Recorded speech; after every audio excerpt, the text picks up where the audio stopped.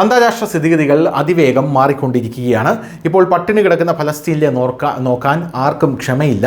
യുക്രൈനിലെ യുദ്ധം ഒരു കുതിച്ചുചാട്ടത്തോടെ അവസാനിപ്പിക്കാൻ ട്രംപ് ആഗ്രഹിക്കുന്നു. അതിനാൽ ക്രിമിയൻ ഉപദ്വീപിലെ അവകാശവാദവും അതിൻ്റെ ഭൂമിയും ഉപേക്ഷിക്കാൻ അദ്ദേഹം യുക്രൈനെ പ്രഷർ ചെലുത്തിക്കൊണ്ടിരിക്കുകയാണ്. പടിഞ്ഞാറുള്ള ലഡാക്കിൽ സമാധാനം സ്ഥാപിക്കുന്നതിനെക്കുറിച്ച് ചൈന പെട്ടെന്ന് സംസാരിക്കുന്നു. കാര്യം നേരായതും ലളിതവുമാണ്. ലഡാക്കിലോ ഡോക്ലാമിലോ അരുണാചൽ പ്രദേശിലോ ഇത് നിയന്ത്രിക്കാൻ കഴിയില്ല. അതിനാൽ അത് പസഫിക്കിലേക്ക് നോക്കുകയാണ്. ദക്ഷിണ ചൈന കടലിൽ ഫിലിപ്പീൻസിനെ അടിച്ചമർത്താൻ അവർ ആഗ്രഹിക്കുന്നു. ദക്ഷിണ ചൈന കടൽ മുഴുവൻ തങ്ങളുടേതാണെന്ന് തെളിയിക്കാനുള്ള ഒരു വ്യഗ്രത ചൈന കാണിക്കുന്നുമുണ്ട്. ഈ ലോകക്രമമാണ് ഇപ്പോൾ പറഞ്ഞത് മൊത്തത്തിൽ നടക്കുന്ന. ഫിലിപ്പീൻസിൻ്റെ തീരത്ത് സ്ഥിതി ചെയ്യുന്ന ഒരു ഭൂഖണ്ഡാന്തര ഷെൽഫായ സ്കാർബറോ ഷോൾ സ്വാഭാവികമായിട്ടും ഫിലിപ്പീൻസിൻ്റേതാണ്. ഭൂമിശാസ്ത്രപരമായിട്ടുള്ള സാഹചര്യം കണക്കിലെടുത്ത് ഹേഗിലെ അന്താരാഷ്ട്ര നീതിന്യായ കോടതിയും ഫിലിപ്പീൻസിൻ്റെ അവകാശവാദം അംഗീകരിച്ചിട്ടുണ്ട്. പക്ഷേ ചൈന ഇത് അംഗീകരിക്കാനായി തയ്യാറല്ല. ചൈന പറയുന്നത് ഈ സ്കാർബറോ ഷോൾ ഞങ്ങൾക്കുള്ളതാണ് എന്നാണ്. ചൈന അന്താരാഷ്ട്ര നിയമങ്ങൾക്ക് മുകളിലാണെന്ന് സ്വയം കരുതുകയും ജലം നമ്മുടേതാണെന്ന് പറയുകയും ചെയ്യുന്നു. 2012 മുതൽ ഫിലിപ്പീൻസിൻ്റെ പ്രത്യേക സാമ്പത്തിക മേഖല അവർ അവകാശപ്പെടുന്നു. ഫിലിപ്പീൻ മത്സ്യബന്ധന ബോട്ടുകളെ സംരക്ഷിക്കുന്ന 44 മീറ്റർ നീളമുള്ള ഫിലിപ്പൈൻ കോസ്റ്റ് ഗാർഡ് കപ്പലിനെ ഒരു ചൈനീസ് ഫ്രിഗേറ്റും ഒരു ഡിസ്ട്രോയറും പിന്തുടരുന്നുണ്ട്.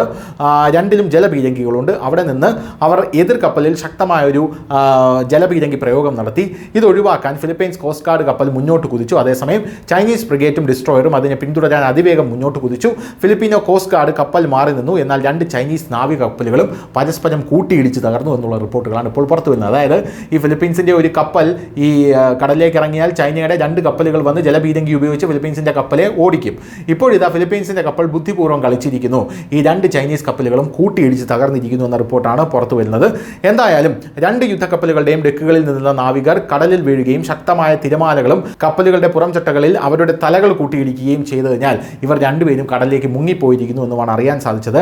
2 കപ്പലുകളും വയർലെസ് വഴി ചൈനീസ് വൻകരയിലുള്ള അവരുടെ താവളങ്ങളിലേക്ക് സന്ദേശം അയച്ചു. ഫിലിപ്പീൻസ് സ്വീകരിച്ച പ്രകോപനപരമായിട്ടുള്ള നടപടികളാണ് സംഭവത്തിന് കാരണമെന്ന് ചൈനീസ് വിദഗ്ധരെ ഉദ്ധരിച്ചുകൊണ്ട് ചൈനീസ് വക്താവും ചൈനീസ് സ്റ്റേറ്റ് ടാബ്ലോയിഡ് ഗ്ലോബൽ ടൈംസും പറഞ്ഞു. ഇത് മുൻകൂട്ടി ആസൂത്രണം ചെയ്ത ഗൂഢാലോചനയായിരുന്നു. അവരുടെ കപ്പൽ ഞങ്ങളുടെ കപ്പലുകൾക്ക് കേടുപാടുകൾ വരുത്തി. അതിനാൽ അപകടത്തിന് ഫിലിപ്പീൻസ് ആണ് ഉത്തരവാദി എന്നാണ് ചൈന പറയുന്നത്. ചൈനയുടെ ഈ അവകാശവാദത്തെ പരിഹാസ്യമെന്നാണ് ഇപ്പോൾ ഫിലിപ്പീൻസ് വിശേഷിപ്പിച്ചിരിക്കുന്നത്. പോരാത്തതിന് വിരമിച്ച US നേവി ഉദ്യോഗസ്ഥനും നാവിക യുദ്ധത്തിൽ വിദഗ്ധനുമായിട്ടുള്ള റേ പവൽ ഇതിലും പരിഹാസ്യമായ അവകാശവാദം മറ്റൊന്നില്ല എന്ന് പറഞ്ഞിട്ടുമുണ്ട്. News desk news India Malayalam.